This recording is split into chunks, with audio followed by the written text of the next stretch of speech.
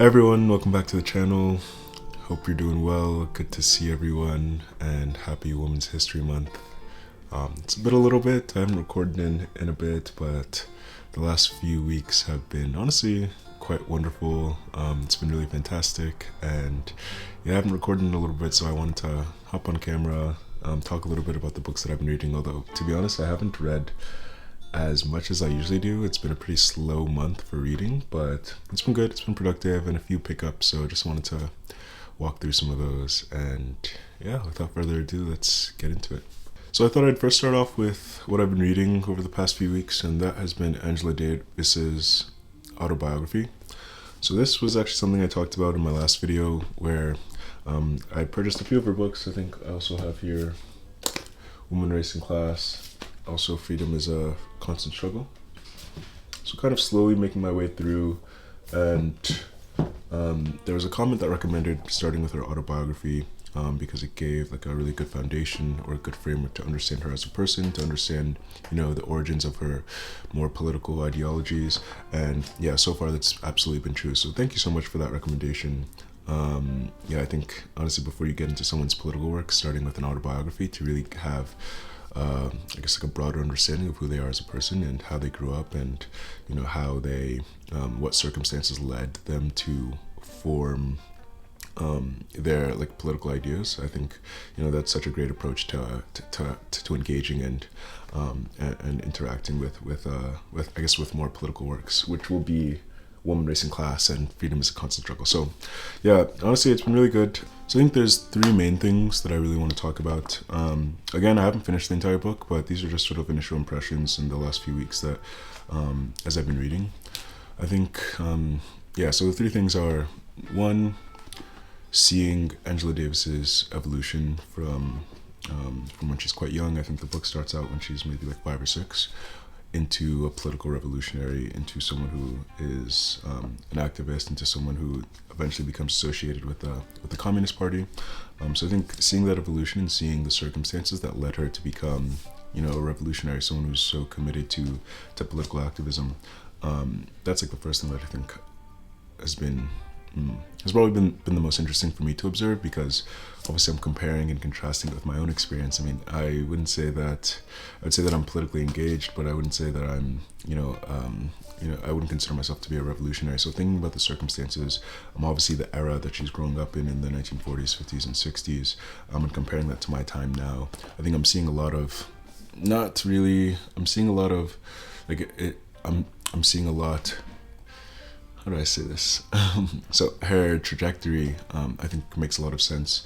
Seeing her evolution from, childhood to becoming an activist, an abolitionist, to becoming such a prominent leader, I think that's been really insightful and really eye-opening. So I'll get into that in a little bit.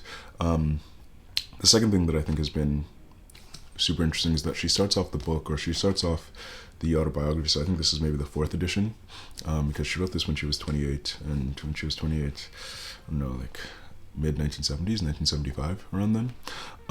And so she has gone back and written various introductions, kind of like refactored the introductions quite a bit. She starts this 4th edition off talking about how now more than ever she's such a strong proponent for this critique of how we prioritize the individual over the community, the individual aspects of life over the social aspects of life, and that in order for us to get to the point where we want to be, in order for us to get to a place where we are able to acknowledge the ways in which we historically have mistreated groups of people, in order to get to that level playing field where we truly can say that we are truly a multiracial democracy and are treating people the way they ought to be treated. She's saying that it's incredibly critical that we really reflect and take part in this, sort of like relentless critique of how we position the individual over the social, over the community, over the layered aspects of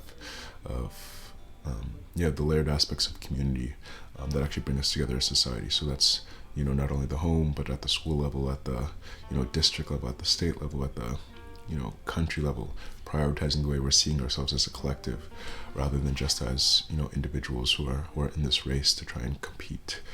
So I think that's extremely powerful, because, you know, I'm someone sort of trying to figure out my career, trying to figure out my professional life, navigating my 20s, and I think obviously it's something that I'm paying a lot of attention to. I'm seeing the paths that my friends are going down. I'm seeing the ways that I'm seeing the ways that I'm compelled, or the ways that I feel enticed, the paths that I feel enticed to go down, and just kind of like the pressures that I feel that are sort of like imposed on me because of the stage of life that I'm in. And I think reflecting and thinking about how, you know, I can do more to sort of frame myself or put myself in a position where I'm prioritizing more than just, you know, my individual benefit, my individual worth. I think it's just something that I've been thinking about a lot. It's something that I'm reflecting on. It's something that I think is really instrumental in my development as a character, as a person, is how much of what's driving me is kind of like pro-social, how much of what's driving me is generative, not only for myself, but also for the people around me, for my communities, for my relationships, and sort of like taking that sort of like generative pro-social approach, rather than always trying to drive myself forward. I guess in essence, it really comes down to, you know, giving more than I'm taking. And, you know, it's a very simple lesson. It's something that I guess we all learn in kindergarten, but I think that's really what she gets at in the very beginning of the book. And yeah, I think it just really stuck with me because it's something that I've been reflecting on and thinking about a lot. And yeah, I just want to continue to carry forward, especially I think as we continue on in this, you know, hyper-capitalist world that often posits and positions people into an arena where they feel like they are fighting for themselves and clashing as individuals. And then the last thing I think that becomes really apparent is that Angela Davis, at all points throughout this text, is sort of seeing herself as part of a legacy or part of a movement. So, you know, the first part of the book takes place when she is incarcerated at the New York's Women's Detention Center. And so she has this scene where, in that first part, she's, you know, going to the library for the first time, and she sort of ransacks the library and searches for all the books that they have available, and finds, you know, a few books that really stand out that are particularly revolutionary. I think one of them is, you know, about communism in China. And she reflects and she says that, you know, these books are probably passed down by previous, you know, communist leaders who were incarcerated or jailed during the McCarthy era. And so she's like always thinking about these things in terms of legacy. She's thinking about herself in the shoes of the previous revolutionaries, of the previous leaders who came before her. And upon that reflection, she's thinking about, she wants to have these books. She wants to bring books into that library to pass down for the future generations of women who are incarcerated and who are put into that jail, so that they can have access to it, so they understand the legacy of the people who came before them. And, you know, it's a recurring theme that is constantly brought up in her observations in childhood, but also in her reflections and analysis as she sort of becomes older and falls more into the role and into the seat of a revolutionary, of an activist. There's actually like another scene where when she is participating in a demonstration in San Diego, and she's jailed for, I think, maybe like 48 hours or 24 hours. As soon as she enters into the public showers, she is like scraping, I don't know the words, like revolution or something on the wall, because she knows that, you know, all the people who will come after her will see that. You know, she's thinking of herself as part of a movement. She's thinking of herself as part of a legacy. And I think, honestly, it actually reminds me a lot of something that Maya Angelou talks about, which is the fact that Maya Angelou, she has this speech, I think she's talking to students of Spelman College, and she's talking about how, you know, all of us, black women, black men, black persons, are paid for, that, you know, people have fought for us to be in the positions that we are now. And I think that was really integral to me. I think that really stood out to me because it was one of the first times where I was thinking, okay, like, yes, I am the son of immigrants. I don't have, not that I'm aware of, I don't have like a lineage that descends back to, a lineage in America that descends back to slavery. And so the idea that Maya Angelou is talking about is that, you know, for all of us to be where we are today, for me to have the opportunity to work at the company that I'm in, for me to have had the opportunity to attend the educational institutions that I was at, you know, people fought for me to have that opportunity. And I mean, it's not something, I think maybe it's something that's easy to overlook, you know, even when you're learning about history and you're learning about, and you're thinking about things as they currently are. But, you know, realizing that the right for me to be able to, the right for someone who looks like me to be able to work, the right for someone who looks like me to be able to attend university wasn't always given. You know, that wasn't always something that, always existed. And so people had to be part of a revolution. They had to fight. They had to use whatever power that they had in order to fight for people like me to be able to have positions in these institutions, to be able to be represented by the law, to be able to have, you know, these freedoms and these access to these opportunities. And so it's true, Maya Angelou is saying that, you know, I'm paid for, that someone has paid for me. And in that sense, you know, I don't know, it just kind of made me think about legacy. It made me think about the movement that it kind of takes me away from the individual and kind of like brings me to kind of look at things from a bird's eye view and kind of see that, yes, you know, whether I like it or not, you know, I'm part of this legacy, I'm part of this movement. There are people who have fought for me to be in the position that I'm in today. And yeah, I just think that, you know, starting to thinking of things in terms of, from the frame of legacy and movement, particularly in generational movements and generational legacy, and also the legacy that I'm leaving for the future generations to inherit. I think it's just a powerful mode of thinking about, I guess, thinking about social activism, of thinking about, you know, of thinking about the world, of thinking about how we're engaging in the world. And yeah, I just found that extremely powerful.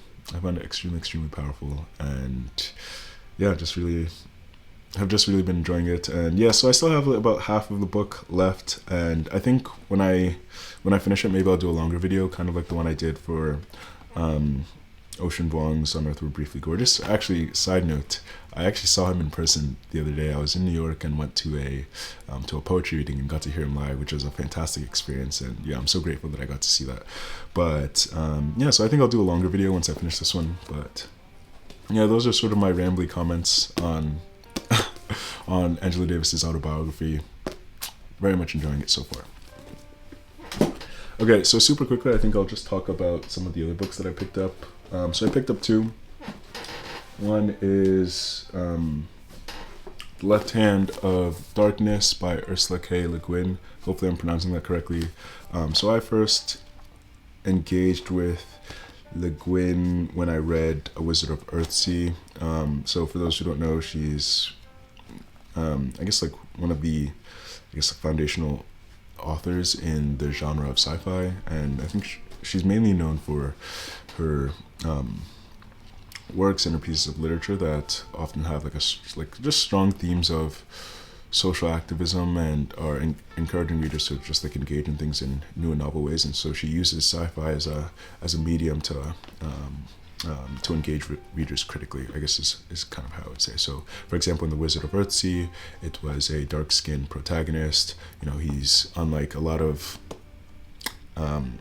fiction stories where there is a main protagonist in a fantasy world. There's no war, there's no, you know, the point of the book isn't about violence, but instead it's about a man who is struggling with his own pride and his own inner conflicts and inner difficulties because of a mistake he's made in the past. And so she's sort of like writing these transformative texts in the 70s and 60s, I want to say. So extremely, you know, revolutionary at the time. And yeah, so The Left Hand of Darkness, I believe, is a science fiction novel that is exploring gender more than anything, and is trying kind of challenging the main character's kind of more deeply formed norms and ideas about gender. And so essentially, I think the premise of the plot is that a human ambassador is sent to another world where the idea of gender is very different. I don't know all the details because I haven't read the book, but that's the general premise, and I'm sure it has a lot to do with I'm being challenged from, you know, the ways in which we engage with gender on Earth or as humans here. So yeah, super excited for this one. And then the last book that I have here is Fourth Wing. So this I know has been a super popular book. I'm sure it's been super popular on Book Talk, but honestly I just picked this up because I wanted to read some fiction about dragons and another like fantasy book with just like like dragons and magical kingdoms, and I am a sucker for those kind of books. And yeah, so I just picked it up and I'm excited to read it, and hopefully it's like a super addicting fantasy story that I just can't put down.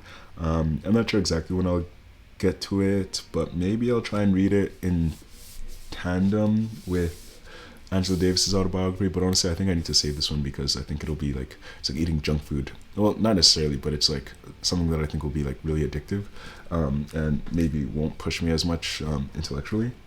So yeah, it'll be a balance of figuring out when I read this one, but super excited to have picked it up. And yeah, just generally love to be balancing some of the more, I guess, like political works that I'm reading with some fiction. So super excited there. And then I think the last thing that I just want to say is, for anyone that's in London, I'm going to be in London over the course of the next month. And so I'm thinking that maybe if there are any folks in London that would be interested in meeting up, maybe we could do like a little meetup at like a bookshop, or if anyone has any recommendations, please let me know. But yeah, it would be super cool to meet up and yeah, just get to see some folks and talk and chat, and maybe I could like buy everyone coffees or something. But yeah, I think if anyone is in London or the greater London area, please leave a comment. I would love to meet up. Maybe we could arrange something at just like a bookshop, and yeah, it would be super cool to just have like a little community gathering. But yeah, I think that's pretty much it. So thank you so much for watching if you made it this far, and yeah, have a great rest of the day, and I'll talk to you in the next one.